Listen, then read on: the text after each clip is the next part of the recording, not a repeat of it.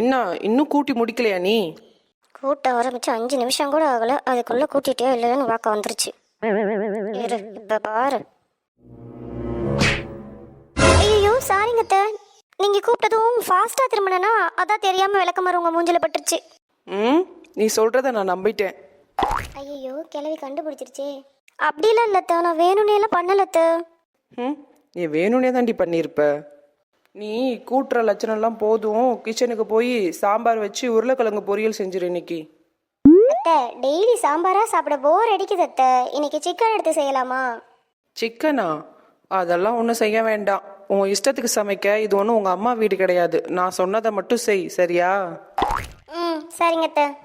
தாய் கிழவி எப்போ பார் இதை சொல்கிறதையே சமைக்கிறோன்னா அப்போ எனக்கு பிடிச்சதெல்லாம் எப்போ தான் சமைக்கிறதோ.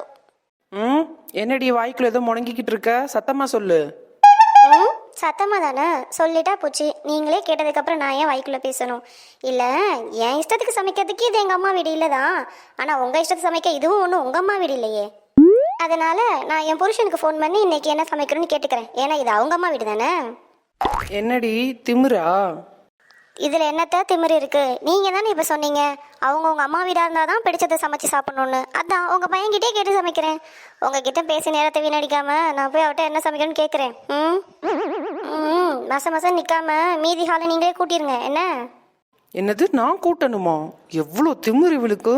இன்னைக்கு என் பையன் வரட்டும், இவளுக்கு இருக்கு.